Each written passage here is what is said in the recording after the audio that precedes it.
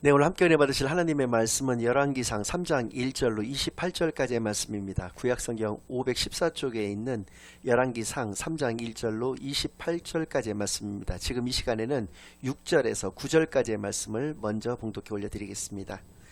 솔로몬이 이르되 주의 종 내 아버지 다윗이 성실과 공의와 정직한 마음으로 주와 함께 주 앞에서 행함으로 주께서 그에게 큰 은혜를 베푸셨고 주께서 또 그를 위하여 이 큰 은혜를 함께 주사 오늘과 같이 그의 자리에 앉을 아들을 그에게 주셨나이다. 나의 하나님 여호와여, 주께서 종으로 종의 아버지 다윗을 대신하여 왕이 되게 하셨사오나 종은 작은 아이라 출입할 줄을 알지 못하고 왕께서 택하신 백성 가운데 있나이다. 그들은 큰 백성이라 수요가 많아서 셀 수도 없고 기록할 수도 없사오니 누가 주의 이 많은 백성을 재판할 수 있사오리이까. 듣는 마음을 종에게 주사 주의 백성을 재판하여 선악을 분별하게 하옵소서. 아멘. 하나님 아버지 감사드립니다. 오늘도 귀한 주일로 귀한 교회로 귀한 예배로 인도하여 주신 은혜를 진정으로 감사드립니다. 지금 이 시간 저희들이 지난 한 주일간 지었던 모든 죄악을 예수 그리스도의 십자가 아래 다 내려놓고 오직 저희들의 온 영과 진리를 다하여 하나님께만 드려지는 예배를 통하여 하나님께서만 영광 받으시는 은혜의 시간으로 이 시간을 인도하여 주시옵소서. 모든 것을 감사드리오며 예수 그리스도의 이름으로 기도드리옵나이다. 아멘. 네, 오늘은 신앙의 원리 그 세 번째 시간으로 오늘 본문 말씀을 중심으로 하나님의 말씀을 증가하겠습니다.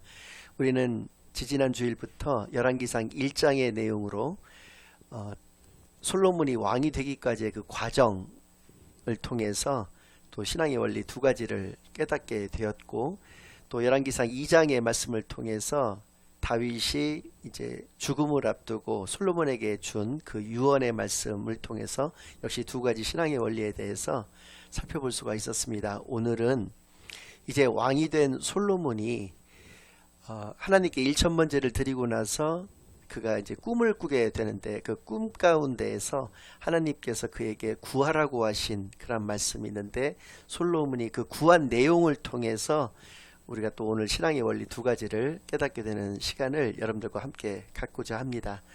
먼저 첫 번째로 지금 방금 전에 읽어드렸던 6절부터 9절까지의 말씀을 다시 한번 여러분들에게 봉독해 올려드리겠습니다. 먼저 6절부터 읽어드리겠습니다. 솔로몬이 이르되 주의 종 내 아버지 다윗이 성실과 공의와 정직한 마음으로 주와 함께 주 앞에서 행함으로 주께서 그에게 큰 은혜를 베푸셨고 주께서 또 그를 위하여 이 큰 은혜를 항상 주사 오늘과 같이 그의 자리에 앉을 아들을 그에게 주셨나이다. 이제 솔로몬의 눈에 비친 다윗의 모습에 대해서 그는 크게 세 가지로 이야기를 하고 있습니다. 자신의 눈에 비친 하나님께서 솔로몬에게 무엇을 나에게 구하겠느냐라고 물어보셨을 때 제일 처음에 한 얘기가 솔로몬이 자신의 아버지 다윗을 저는 이렇게 바라보았습니다 라고 이야기를 하면서 그 첫 번째로 다윗은 하나님의 종입니다, 종이었습니다 라고 고백을 하고 있다는 것이죠. 솔로몬이 이르되 주의 종 내 아버지 다윗이 이렇게 얘기를 하고 있는 것으로 보아서 다윗은 그 거대 제국 당시에는 이스라엘을 다스렸던 왕이었습니다. 그러나 그럼에도 불구하고 그에게 주인이 있었는데 그 주인은 바로 하나님이셨다라고 하는 것을 솔로몬이, 이 다윗의 신앙 고백이 아니라 솔로몬이, 아들 솔로몬이 그 아버지 다윗을 보고 이것을 느꼈다라고 하나님께 말씀을 드리고 있는 그런 장면이라는 것이죠. 그래서 다윗은 하나님의 종이었다라고 하는 것이고, 그 이후로 5가지 믿음의 성품을 가지고 있었다라고 또 고백을 하고 있습니다. 그 첫 번째는 내 아버지 다윗이 성실과, 이렇게 얘기를 하고 있습니다. 내 아버지 다윗은 성실한 사람이었다라고 얘기를 하고 있다는 것이죠. 성실이라고 하는 말씀은 꾸준하다라고 하는 것이죠. 이것은 우리의 신앙생활의 요체를 이루고 있는 것입니다. 우리는 신앙생활이라고 하는 것은 결국 꾸준함을 통해서 분명히 이게 증거가 되는 것이다라고 말씀을 드릴 수가 있습니다. 요즘은 대부분의 교회가 주일에 그 오후 예배를 오후 2시에 드리는 경향들이 대부분인 것 같습니다. 그러니까 대예배라고 일컬어지는 예배는 11시에 드리게 되는 것이고요. 그 다음에 오후 예배는 예전에는 사실은 한 10여 년 전만 해도 저녁 예배라고 일컬어졌었거든요. 주일 저녁 예배라고 그래서 보통 오후 7시나 혹은 7시 반에 드리는 것이 일반적이었던 것이 언제부턴가 2시로 이렇게 옮겨지게 된 이유는 11시에 예배를 마치고 교회에서 점심 식사를 하신 다음에 집에 돌아가서 다시 저녁에 교회에 나와서 저녁 예배를 드리지 않는 성도들이 대부분이다 보니까 2시에 예배를 드림으로 해서 점심 식사를 하시고 바로 연이어서 예배를 드리고 가는 것이 훨씬 더 효율적이다라고 하는 교회의 판단에서 그렇게 행해진 것 같습니다. 그런데 이것을 통해서도 알 수 있는 것과 같이 주일에 교회를 한 번만 나오는 것이 신앙생활의 전부는 분명히 아닐 것입니다. 그리고 자기가 이제 작정을 했던 무엇을 했던 간에 새벽 예배를 다니기 시작을 했을 때 그것을 자기가 목표한 대로 꾸준하게 뭐 이렇게 연속해서 빠지지 않고 다니는 사람도 그닥 많지는 않아 보입니다. 그런 걸로 봤을 때 이 신앙생활에 있어서 성실이라고 하는 것, 꾸준하다라고 하는 것이 얼마나 중요한 것인가는 더 말할 그 필요가 없을 것 같은데요. 솔로몬이 보았을 때 자기 아버지 다윗은 굉장히 성실한 신앙인이었다라고 이렇게 고백을 하고 있다라고 하는 것이죠. 두 번째는 성실과 공의와라고 얘기를 하고 있습니다. 공의가 있는 아버지였다라고 하는 얘기인데요. 공의라고 하는 것은 사실은 율법의 정신은 크게 두 가지가 있습니다. 사랑과 공의가 그것인데요. 이것은 복음의 정신이라고 이야기할 수도 있고 또 성경의 정신이라고 이야기를 할 수가 있겠죠. 그래서 우리 신앙의 가장 기본이 되는 것이 바로 공의라고 얘기를 할 수가 있습니다. 왜 복음의 정신이 사랑과 공의냐? 예수님께서 십자가에서 죽으셨는데 우리를 위해서 죽으셨는데 그것이 왜 사랑이 아니고 사랑뿐만 아니라 공의가 담겨 있는 것이냐?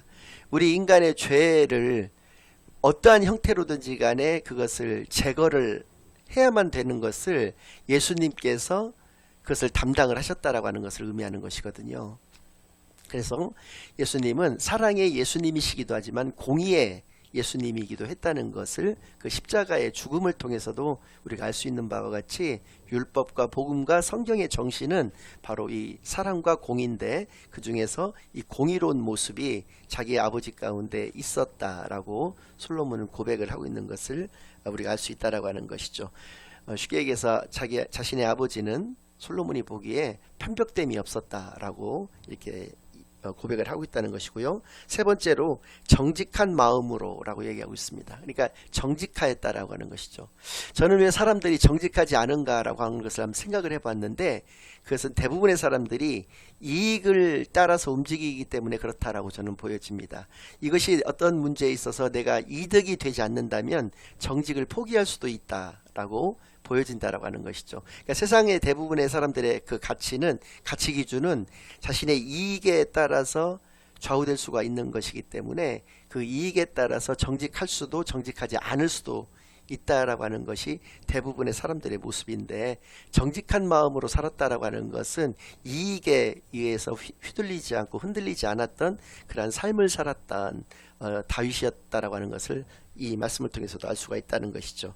또 네 번째는 성실과 공의와 정직한 마음으로 주와 함께 라고 얘기를 하고 있습니다. 주와 함께 그는 살았던 사람이었다라고 하는 것이죠. 즉 임마누엘의 신앙, 하나님과 늘 동행하는 그런 신앙 가운데 살았다는 것을 의미하는 것이죠. 시편 23편 4절 말씀을 통해서도 알 수가 있습니다.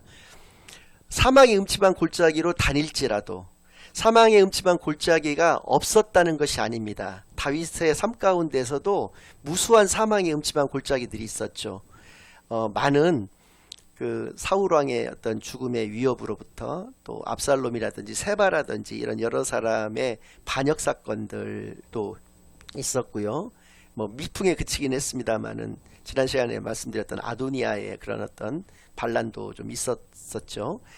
그런 여러 가지 어떤 그 인생의 우여곡절이 분명히 있었음에도 불구하고 늘 그는 주와 함께하는 그런 삶을 살았던 것을 고백을 하고 있다라고 하는 것이죠. 또 주 앞에서 즉 하나님을 경외했다는 것을 너무나 잘 알 수 있습니다. 모든 일을 하나님이 보시는 것으로 해서 자기가 행동을 했다라고 하는 것이죠. 코람 대오의 삶을 하나님 앞에서의 삶을 그가 살았다라고 하는 것이죠. 이 코람 대오의 반대말, 주 앞에서의 그 반대말은 주 뒤에서가 아닙니다. 바로 사람 앞에서라고 얘기할 수가 있죠. 사울왕이 아주 비근한 예가 될 것인데요. 사람 앞에서 사람의 눈치와 사람의 비율을 맞추면서 살아가는 것이 아니었고, 그는 주 앞에서 하나님을 경외하는 그런 삶을 살아갔던 것을 이야기를 했던 것이죠. 이렇게 믿음의 성품 5가지를 가지고 살았던 분이 바로 내 아버지 다윗이었다라고 하나님께 고하고 있는 것을 우리가 알 수가 있습니다. 그는 성실한 사람이었고 공의로운 사람이었고 정직한 마음을 가지고 주와 함께 주 안에서 살아갔던 사람이었다라고 하는 것이죠. 그러니까 첫 번째는 다윗은 하나님의 종으로 살았던 사람이고, 이런 5가지 믿음의 성품을 가지고 살아갔던 사람이고, 바로 세 번째는 하나님의 은혜 가운데서 살아갔던 사람이다. 그 은혜도 큰 은혜를 항상 받았던 사람이다라고 또 고백을 하고 있습니다. 그러니까 큰 은혜라고 하는 것은 은혜의 크기를 이야기하는 것이거든요. 그러니까 무한대의 은혜 가운데서 살았던 사람이고, 또 항상 그 하나님의 은혜 가운데 살았다는 것은 은혜의 길이를 이야기하는 것인데, 언제나 늘 하나님의 은혜 가운데서 살았던 분이 바로 우리 아버지 다윗이었다라고 하는 것을 이야기를 하는 것이죠. 주와 함께 주 안에서 행함으로 주께서 그에게 큰 은혜를 베푸셨고, 주께서 또 그를 위하여 이 큰 은혜를 항상 주사 오늘과 같이 그의 자리에 앉을 아들을 그에게 주셨나이다. 이렇게 먼저 하나님께 고한 이후로 이제 자신이 구할 것을 이야기를 하고 있는데, 나의 하나님 여호와여, 주께서 종으로 종의 아버지 다윗을 대신하여 왕이 되게 하셨사오나 종은 작은 아이라 출입할 줄을 알지 못하고, 이렇게 이야기를 하고 있습니다. 첫 번째로 자신이 원하는 것을 하나님께 구할 때 자신을 역시 하나님의 종이라고 고백을 하고 있다는 것이죠. 그것도 다윗이 하나님의 종이었기 때문에 그것을 보고 자란 솔로몬 역시도 하나님의 종이었다는 것을 3번이나 강조법으로서 이야기를, 반복을 통해서 강조법으로 이야기를 하고 있다는 것입니다. 나의 하나님 여호와여, 주께서 종으로 종의 아버지 다윗을 대신하여 왕이 되게 하셨사오나 종은 작은 아이라, 이렇게 하고 있다는. 그러니까 다윗 솔로몬은 자신도 하나님의 종으로서 살기를 원한다라고 하는 것을 분명히 하나님께 말씀을 드리고 있는 것이고요. 두 번째는 작은 아이일 뿐이다라고 또 고백을 하고 있다는 것입니다. 작은 아이가 가지고 있는 2가지 의미가 있는데, 첫 번째는 아무것도 알지 못한다라고 하는 의미를 가지고 있고, 두 번째는 그러기에 늘 배우겠다라고 하는 그러한 마음가짐으로 살겠다는 것이 여기에 내포되어 있다라고 하는 것이죠. 그래서 자신은 작은 아이임을 고백을 하면서 이제 3번째로 구하고 있는 것이, 작은 아이라 출입할 줄 알지 못하고 왕께서 택하신 백성 가운데 있나이다. 그들은 큰 백성이라 수요가 많아서 셀 수도 없고 기록할 수도 없사오니 누가 주의 이 많은 백성을 재판할 수 있사오리까. 자신에게 허락되어진 것은 왕의 신분이고 역할이었다는 것이죠. 그리고 왕은 재판하는 사람이기 때문에 이 많은 백성을 자신은 재판하는 자리에 있으니까 이 사명을 감당할 수 있도록 듣는 마음을 종에게 주사 주의 백성을 재판하여 선악을 분별하게 하옵소서라고 얘기를 하고 있다는 것이죠. 듣는 마음을 종에게 허락하사 주의 백성을 재판하여 선악을 분별하게 하옵소서. 여기에서 지혜라고 하는 단어는 나오지 않고 있습니다. 그러나 하나님께서 솔로몬에게 구하라고 했을 때 솔로몬이 지금 구하고 있는 것은 듣는 마음을 저에게 주시고 그것을 통해서 선악을 분별할 수 있는 그러한 것을 저에게 허락하여 주셔서 하나님이 저에게 맡겨주신 이 백성을 잘 재판할 수 있도록 해달라고 하는 그 기도를 하나님께 올려드리고 있다는 것이죠. 그래서 그 사례로서 16절에서부터 28절까지 2창기가 왕 앞에 나온 그 재판의 예를 들고 있는 것을 우리가 볼 수가 있는데요. 그래서 어떠한 내용이냐면, 이 내용을 통해서도 알 수 있는 것은 무엇이냐면 2창기라고 말씀을 드렸습니다. 그러니까 왕의 신분으로서 창기의 재판에까지 관여하고 있는 겸손한 솔로몬 왕의 그런 모습을 볼 수가 있는데, 어느 날 2창기가 거의 동시에 아이를 낳았습니다. 그런데 이제 진짜 엄마, 가짜 엄마 이렇게 제가 편의상 말씀을 드리도록 하겠는데, 어느 날 가짜 엄마는 자신의 아들을 자신의 몸뚱아리로 그것을 깔아 뭉개 가지고 아기가 질식해서 죽고 말았습니다. 그리고 나서 어느 날 그 진짜 엄마가 눈을 떠보니까 자신의 아들이 죽어 있는 거예요. 그러니까 이제 가짜 엄마가 죽은 자신의 아들을 이 진짜 엄마에게 놓고 이 진짜 엄마의 아이를, 산 아이를 자신의 아이라고 해서 갖고 온 것이죠. 그러니까 진짜 엄마가 자신의 아들을 몰라볼 리가 없기 때문에 재판을 이렇게 하게 되었던 것이고, 그래서 어떻게 했으면 좋겠느냐고 왕에게 이제 묻고 있는 그런 장면입니다. 그러니까 왕은 어떻게 얘기를 하냐면, 멋있는 말을 하는 것도 아닙니다. 뭐 후대에 남길 명언을 하는 것도 아니고 그냥 칼 가져와라 이렇게 얘기합니다. 그리고 저 아이를 누가 부모인지 알 수 없지 않느냐, 지금 뭐 시대가 저 친자 확인 같은 것들을 해가지고 분별할 수 있는 그런 시대도 아니고, 칼을 가지고 와서 저 아이의 몸을 반으로 잘라서 각각 그 자기가 친엄마라고 주장하는 사람들에게 하나씩 주어라 라고 그렇게 판결을 내리게 된다는 것이죠. 그러니까 진짜 엄마는 그 마음이 불이 붙는 것 같아 가지고 견딜 수가 없어서, 제가 거짓말했다, 저 아이는 저 가짜 엄마의 아이니까 저 가짜 엄마한테 주시고 저는 그냥 가겠다 이렇게 얘기를 하고, 가짜 엄마는 어차피 자신이 가질 수가 없으니까 그래 그렇게 좋은 판결이다, 그래 반씩 나눠 가지자라고 이야기를 한다라고 하는 것이죠. 그러니까 솔로몬이 그 아이를 진짜 엄마에게 주도록 그렇게 판결을 내리게 되었다는 것입니다. 그래서 마지막 28절을 보니까 이것을 보고 많은 백성들이 두려워하였다는 것이죠. 왜냐하면 하나님의 지혜가 그에게 있다는 것을 사람들이 확인을 했기 때문에 그렇다는 것이죠. 그러니까 아까도 말씀드렸지만은 듣는 마음을 저에게 주사 선악을 분별할 수 있도록 해달라고 하는 이 기도를 들으시고, 하나님께서는 그것이 바로 지혜다라고 하는 것을 분명히 정의를 내려주시면서 그 전무후무한 지혜를 그가 구한 대로 허락할 뿐만 아니라 겸하여서 전무후무한 부귀와 전무후무한 영광까지도 그에게 허락하고 있는 장면이 그 10절 이하에 나오고 있습니다. 솔로몬이 이것을 구하매 그 말씀이 주의 마음에 든지라. 이에 하나님이 그에게 이르시되 내가 이것을 구하도다. 자기를 위하여 장수하기를 구하지 아니하며 부도 구하지 아니하며 자기 원수의 생명을 멸하기도 구하지 아니하고 오직 송사를 듣고 분별하는 지혜를 구하였으니 내가 내 말대로 하여 내게 지혜롭고 총명한 마음을 주노니 내 앞에도 너와 같은 자가 없었거니와 내 뒤에도 너와 같은 자가 일어남이 없으리라.